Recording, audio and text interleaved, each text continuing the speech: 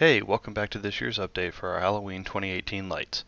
For this behind the scenes video, I'm going to show you the new and updated elements since last year. Check out last year's behind the scenes video for any elements that didn't really change.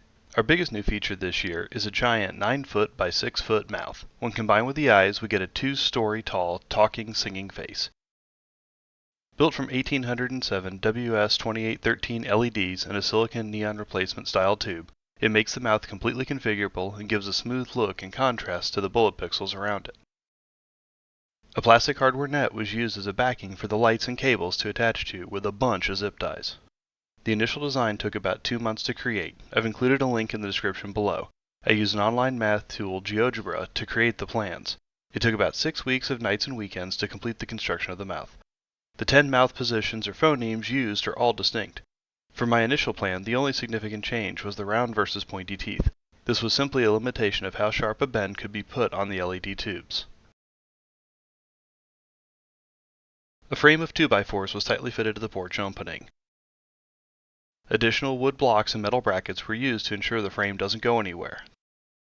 The mouth frame hangs from 2 large eye bolts.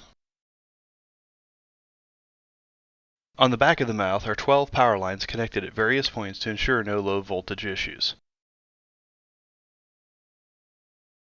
The power lines gather to the left side of the mouth, along with the Cat6 data line carrying 4 channels of pixel data, go through the wall to the garage to the power panel and the teensy.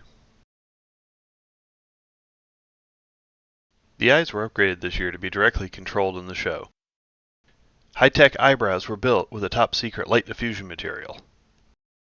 New WS2813 strips and an ES pixel stick for the lights and a NodeMCU with some custom code to control the servos.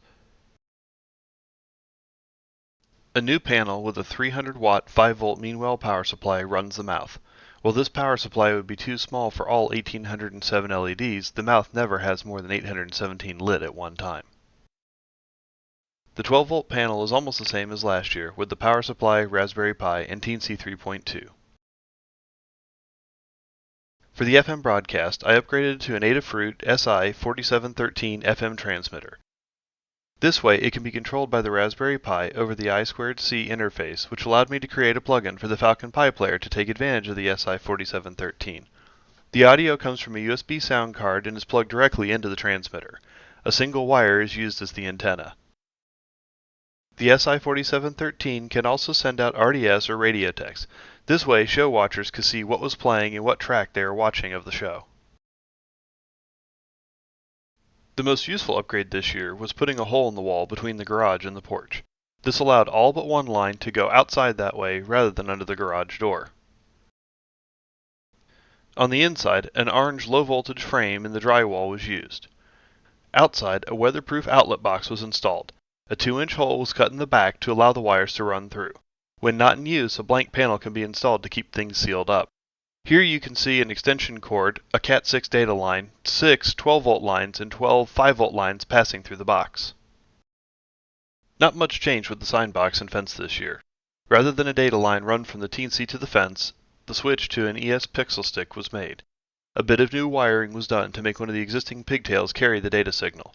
A few small skeletons were added for some flair. For the bullet pixels on the house, a new section was added to the garage roof line. This gave height to the show and helped balance out with the height of the new face. That's it for this year. Feel free to ask any questions in the comments below. Thanks for watching.